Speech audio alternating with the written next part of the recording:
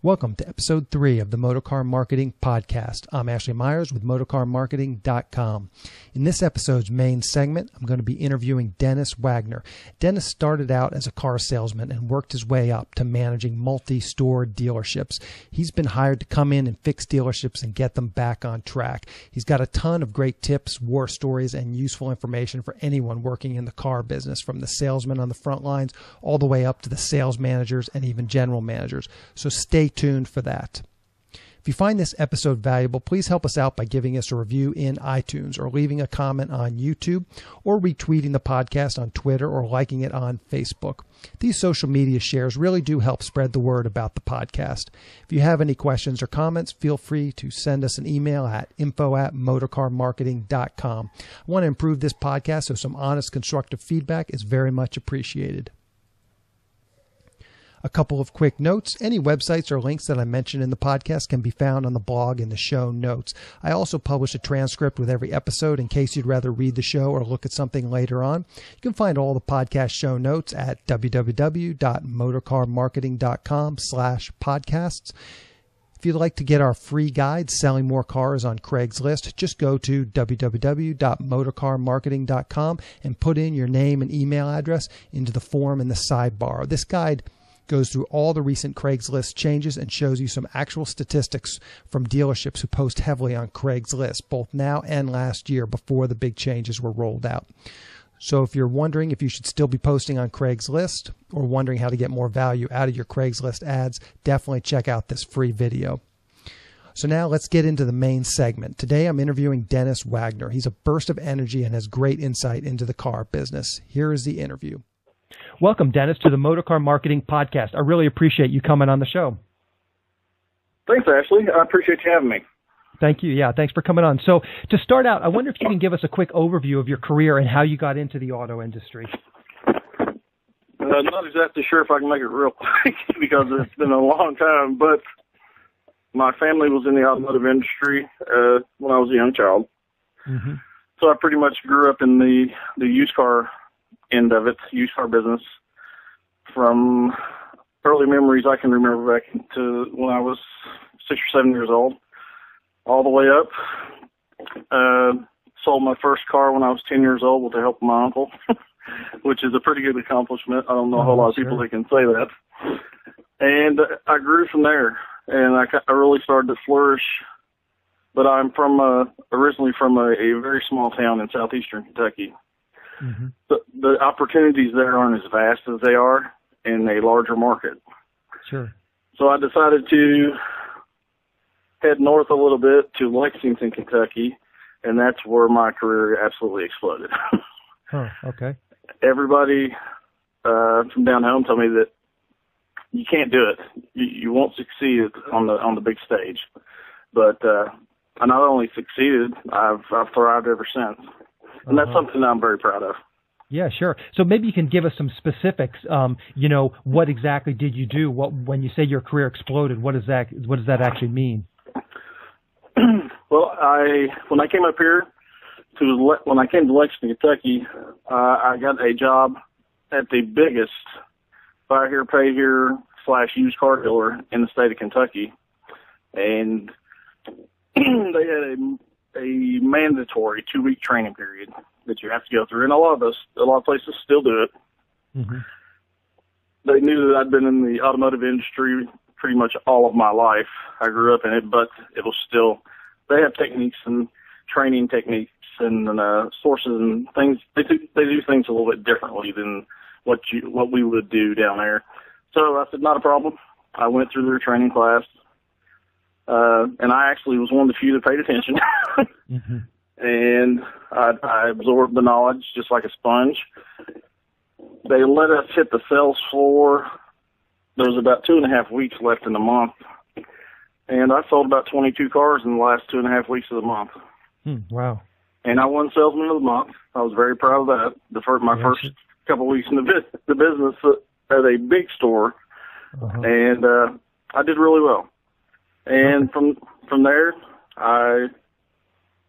that path continued for a couple of years.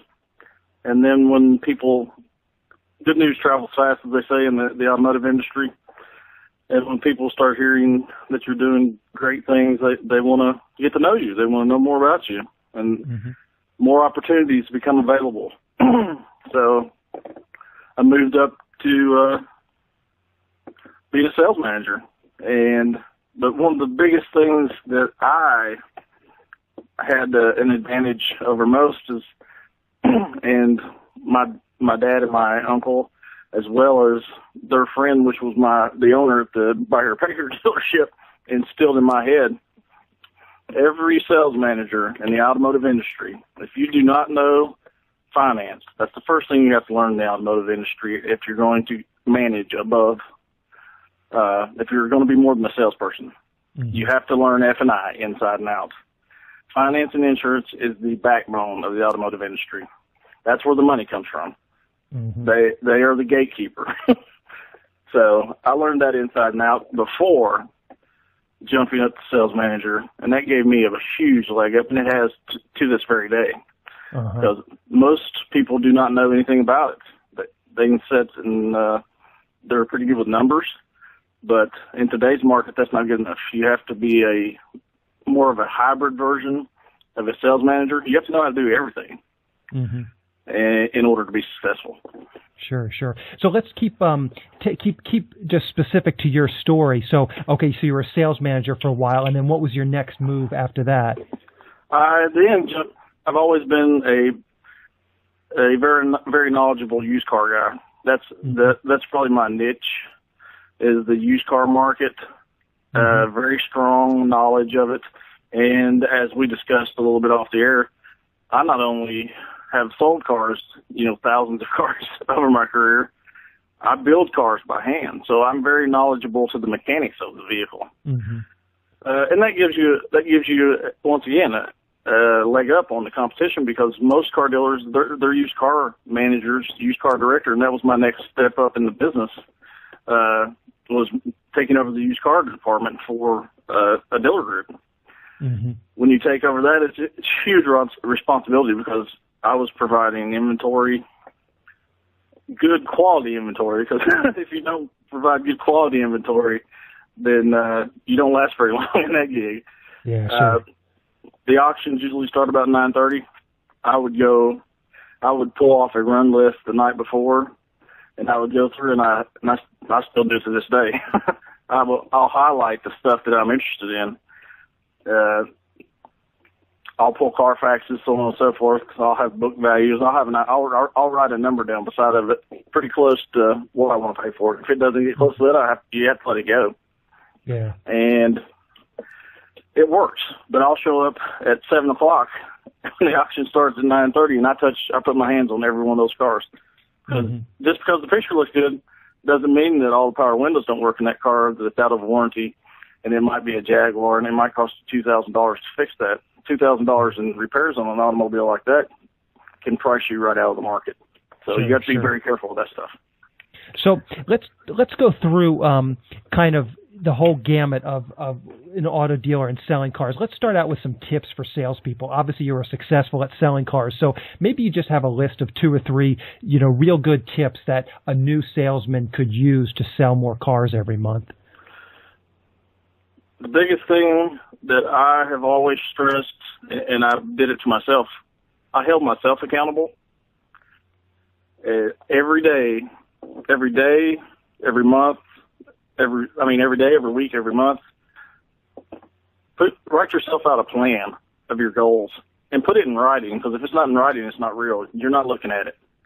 If you put it in writing every day and you go through there every day, I used to have a checklist for daily, and I would have my good checks and my bad checks. At the end of the day, if my good checks outweighed my bad checks, it was a successful day. If not, then I had some work to do. And each one of those times, the checks I would get a check for properly meeting and greeting the customer, getting them to test drive a vehicle, so on and so forth. Each one of those are good check marks.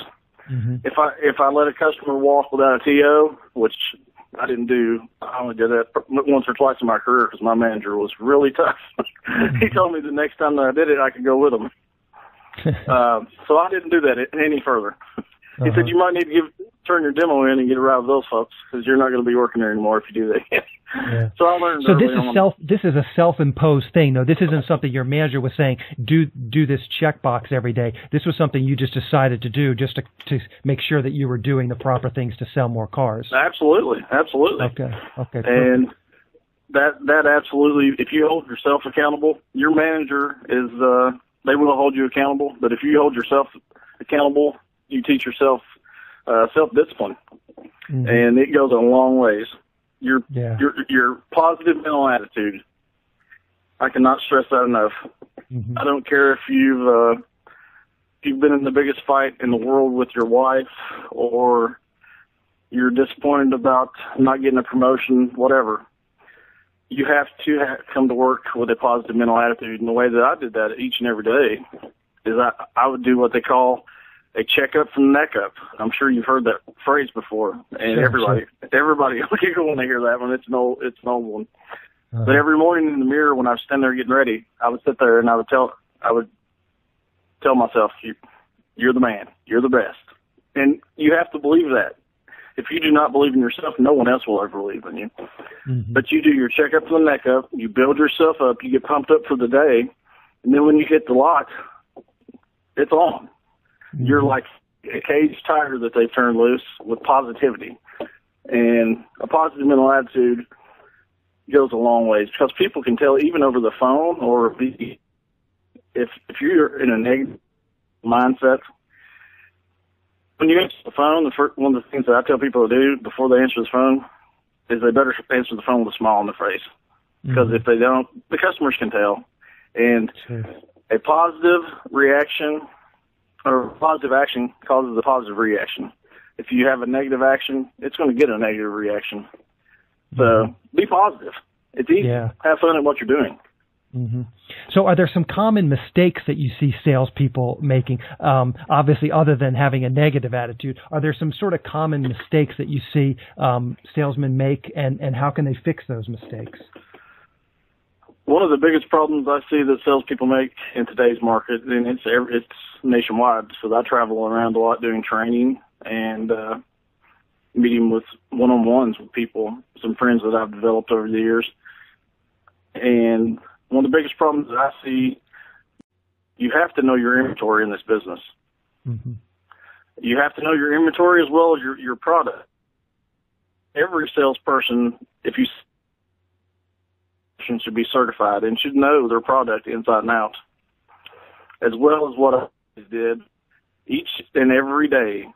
The first thing I did when I got there, I'd always get to work, usually 30, 40, sometimes an hour early, and I would walk the lot, do the lot walk. I would walk the trade-in road to see what was traded for the day before, and I would write down some of the stuff that looked really interesting, because certain cars you're going to sell them quicker than others. There's a hot market for them. And then I'd also walk over to the detail department to see which ones are getting ready to hit the lot. I'd go into the service department to see which ones are in service. Then if somebody was looking for a car, usually I knew the inventory better than my managers did.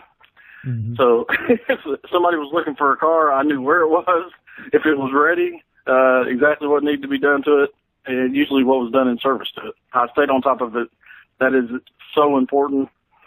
If you know that stuff, when your customer calls in or you set an appointment with them, it's just so much easier to sell something. And the product, if you spend time with your product, getting to know it, and following up with all of the knowledge that you need to learn about it, you believe in that product. You have to believe in the product that you sell. If you do not believe in the product that you sell, if you're not all in, you can't be halfway in the car business. You're either all in or you're in the wrong business. Yeah. So let's move along to the sales managers. Obviously, that was your next step in your career. You have some tips for how to be a successful sales manager. Yes, absolutely. The thing that I always did before I moved on up the ranks is I was a leader by example. And the good thing about it is that it's a win-win situation, because you gain your employees' respect.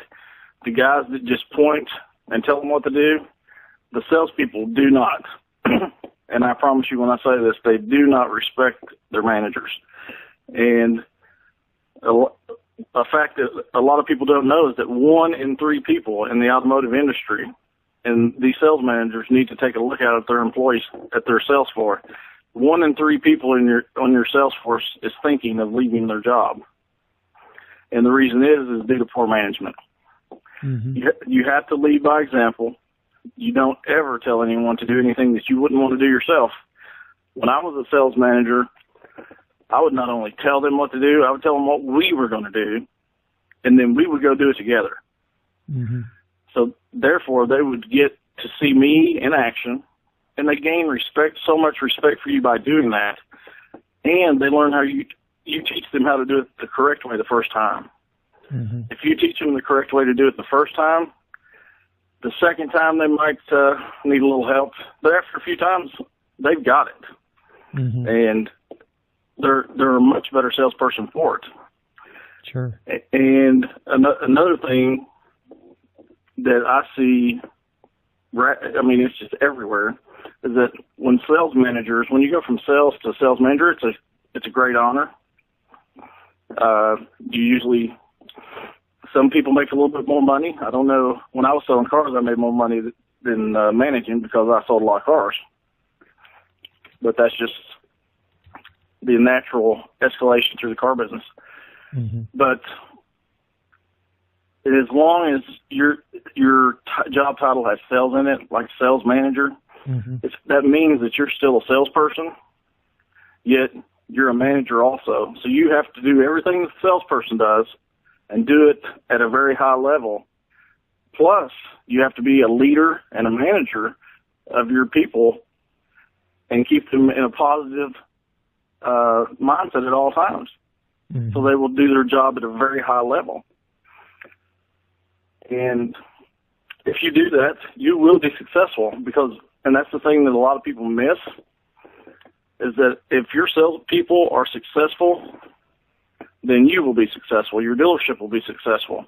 It's not all about one person. You guys are working as a team. And anytime that anybody breaks that or strays away from it, it causes big problems. Because if you're not working as a team, you're working against each other. And if you work against each other in this business, the competition is so tough out there that the people that are working together will absolutely destroy you. They will dominate you. So I wonder if you could take even one step further, and let's talk about like multi-store dealerships. What are some of the problems you've seen with the bigger dealerships that have multiple stores, and how can they fix some of those problems? Well, I was actually a general manager for a 7-store dealer group. Mm-hmm. So we had 7 different rooftops running at all times. And you have a lot of different personalities at every different rooftop. And it is hard to get them to all work in perfect harmony. So what you have to do is you have to set forth processes. And you put them in stone. Your processes are put in stone the way you want things done. And there is no straying from that once it's set in stone. And unfortunately, a lot of times I have went into some dealerships over the years that I went into a Dodge Chrysler, Jeep, and Nissan dealership that we had acquired, and the environment was so toxic. I mean, everybody in the place was negative from top to bottom. Due to the leadership, they had no leadership whatsoever. It was like a country club. Mm-hmm. That they were selling about 60 units per month at a store that previously, under the prior ownership, sold over 200 units a month. Mm-hmm. They were selling about 60 units a month at about $1,200 per unit gross profit, which is not going to pay the bills. I mean, it's only $72,000. Mm-hmm. So nobody makes a paycheck that. Mm-hmm. But the big thing is that you have to go in, you have to have processes that are proven to work. You have to implement those processes. And yes, they do take a little bit of time to take effect, but we're not talking 6 months. We're talking in 2 or 3 months. You'll see improvements within the first 2 or 3 months. And they might be small ones at first. But the more that the people do it and they see it working, when they see those processes that you've put in place begin to work, and the way that the salespeople, especially the sales managers, get to see it work, is they see their paychecks growing. Mm-hmm. When they see those paychecks start growing and the processes that are working, they're all in. They go all in. And when they go all in, that's when it really can explode. Mm-hmm. Let's talk about some of these. What are some specific processes that you implemented, and the effects that they had? Let's dive into that a little bit. Okay.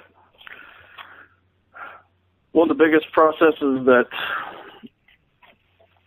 I have implemented pretty much everywhere, and it goes from top to bottom, is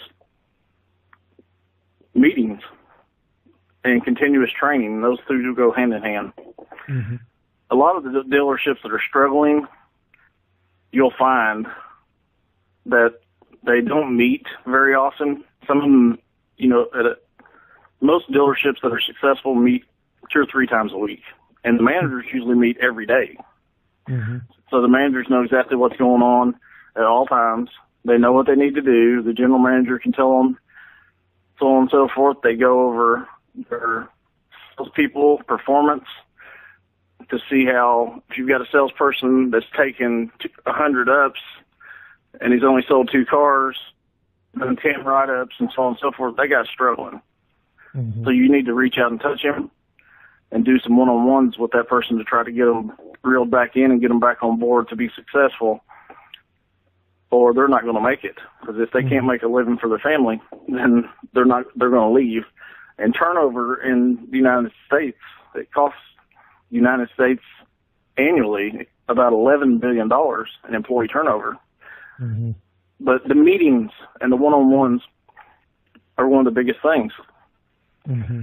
You have to sit down with that person and find out their strengths, their weaknesses, and build upon that. Whatever their weaknesses are, I used to, when I was a sales manager, I would stay out there with my salespeople. Some of them were scared or nervous to do the meet and greet. I'd help them. I would go straight out there with them, and I'd walk them up. I would have them listen to me do it. Mm-hmm. And after I'd say, why don't you try one? And then after they do it in front of you 3 or 4 times, they get more and more comfortable with it. And then when you can pat them on the back and say, hey, you nailed that one. Mm-hmm. And once they know that they nailed one, they're going to try to replicate that over and over and over. And if they do, they'll do really well. Mm-hmm. That brings up an interesting question. You've obviously trained a lot of sales guys. Salesmanship, there's certainly some sort of aptitude, and some people are just born with more salesmanship than others. If somebody is, reasonably intelligent and reasonably hardworking, do you think that there's some people that are just not cut out for being a car salesman? Or do you think anybody, again, assuming they're reasonably intelligent and willing to do the work, do you think everybody is trainable? No, everybody is not trainable. Mm-hmm. There are certain things that you can teach. Hard work, a great work ethic is not one of them. People either have it or they don't. Mm-hmm. And some people, I've met so many people over the years. There are some people that have a problem with authority. Mm-hmm. They do not like the structured discipline that it takes to be successful in the automotive industry.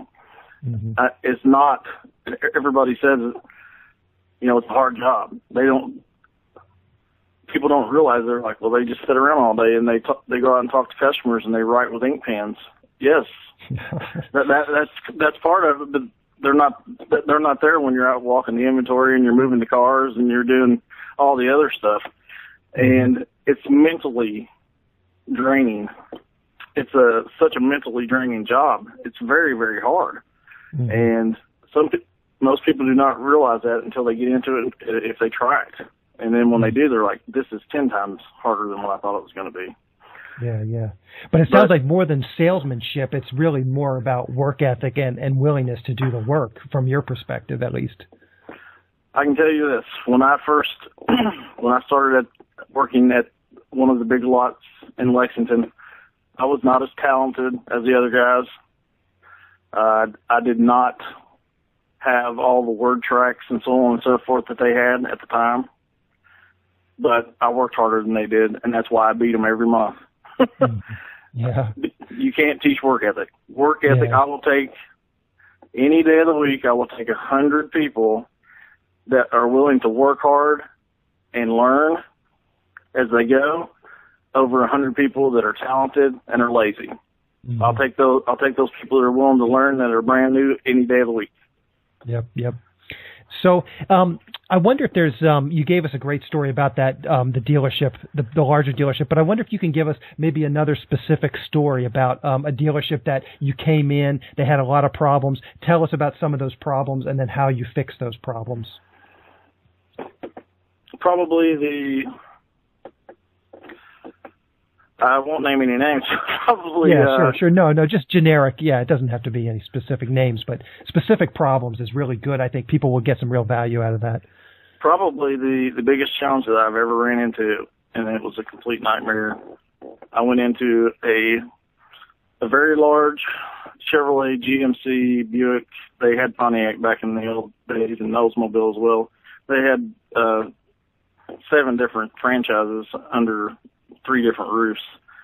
And when I went in there, the store was being ran by a general sales manager. They didn't really have a GM before I came there, but the general sales manager had no previous auto experience. He was a good leader. I mean, he was a great manager, but he had no automotive sales experience, so he didn't know how to hold people accountable. So I walked into this store, and one of the first things I do is I do an evaluation when I take over a store, and I'll get a copy of the inventory, a complete copy of the inventory, and I'll sit down and look at the contracts in transit and the financial reports and the inventory, and I can tell just by looking at those things right there whether a dealership is successful or not.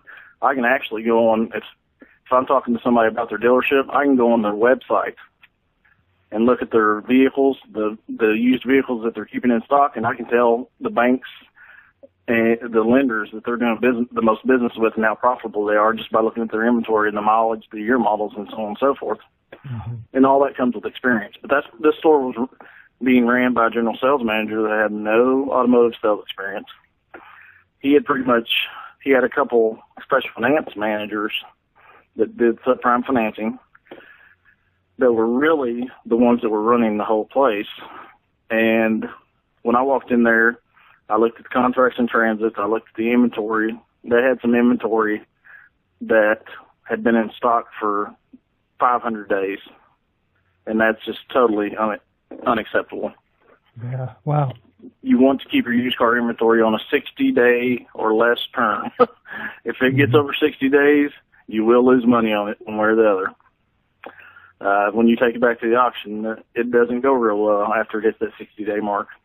Mm-hmm. And they also had cars that they had bought from the auction that were sitting behind the service area back in the service bays that had been sitting there for 2 weeks. They hadn't been serviced, they hadn't been touched, they hadn't been detailed. I was like, what is going on here? So I dug into it a little deeper.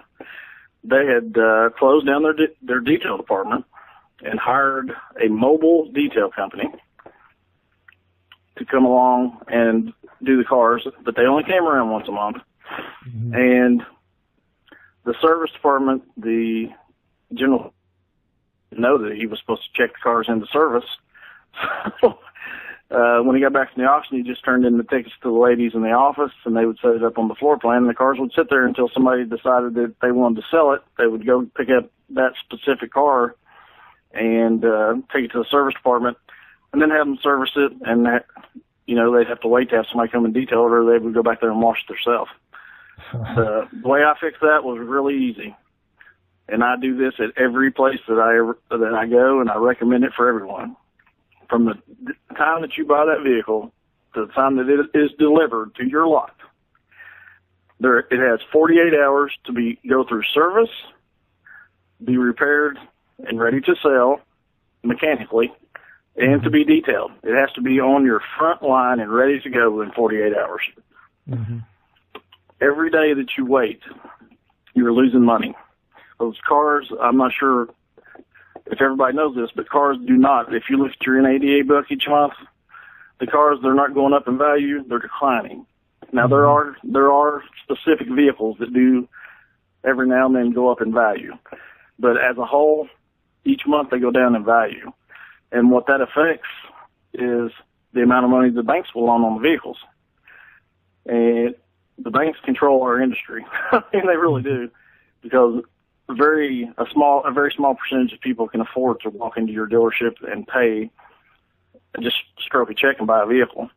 Mm-hmm. So you have to take that into consideration anytime they're out with vehicles. Me being very well versed on the finance side of it, I'm thinking in my head when I'm buying that vehicle, because here's something that I stress, and people miss, and they make this mistake so many times. The profit is not made on a vehicle when you go to sell it. The profit is made on that vehicle when you trade for it or when you buy it at the auction by doing the things that I talked about doing earlier. Going to the auction 2 hours earlier and knowing that I'm going to have to put brakes on this car and these tires, and you know a number in your head. You're sitting here adding this stuff up. I'm going to have to spend $1,500 in service on this car. So I know that I need to buy it at least another $1,500 back of book value in order for me to make a good profit on it. Mm-hmm. And then you figure out, you go through, you learn all of your bank programs in your head, and you go through, and I've even got an app on my phone, and most people can get them through their CRM companies. They have mobile apps now that you can click on it, and it'll pull up the VIN number. You can pull a Carfax through there. It'll tell you which advance on it. Mm-hmm. So it shows you gross profit on this vehicle. And if you're not doing that, you're kidding yourself. Yeah. So let's take a step back to this 48 hours from the time you get the car. Is there some processes that you put in place? How can you actually make sure that the car gets through all these various steps and gets on the lot in 48 hours?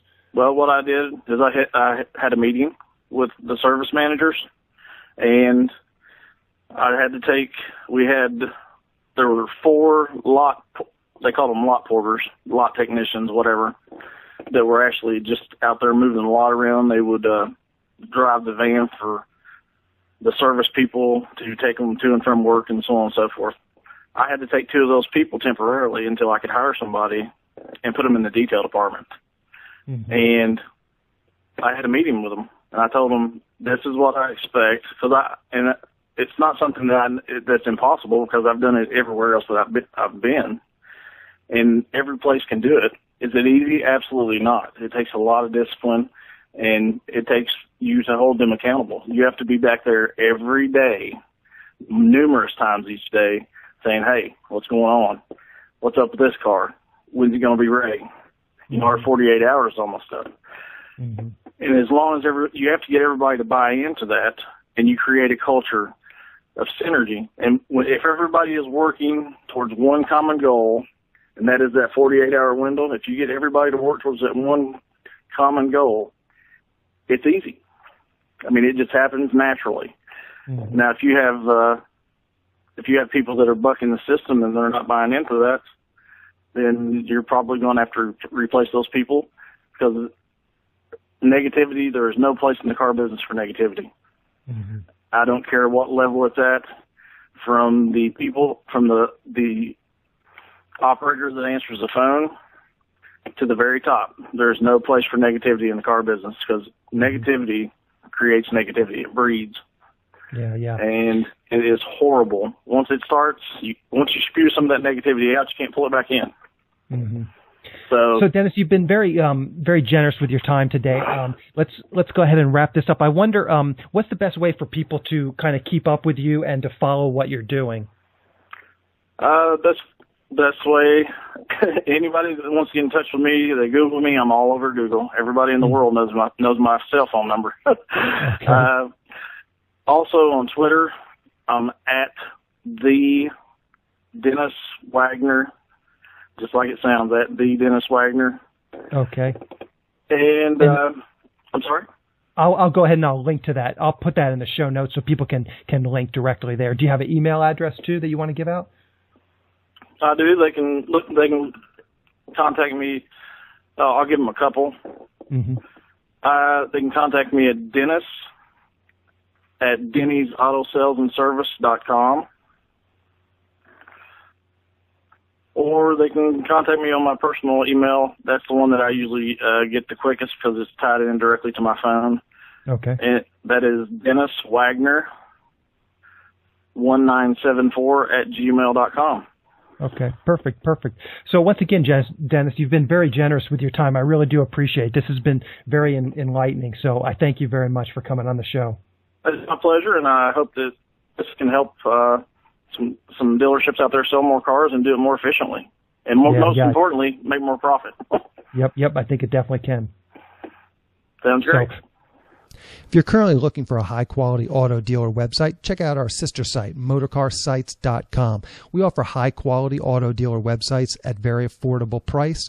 Dealers can typically save between $50 and $150 per month by using our service. You can upload as many cars as you like at no additional cost. We automatically can export your cars to all the major platforms like Cars.com and AutoTrader, so you don't have to manage your inventory in multiple locations. We can have your new website up and running, usually in less than 24 hours. Setup is free and easy, and there are no long-term contracts, so you can cancel at any time. Check out motorcarsites.com to learn more. On the next episode of the Motorcar Marketing Podcast, I'm going to be interviewing Rachel Harrow. She's an expert at social media marketing for car dealerships. So if you're struggling to get a handle on Twitter, Facebook, and YouTube, you're not going to want to miss the next episode. That's our show. I hope you got some value out of it and can help you grow your business. Thanks for listening.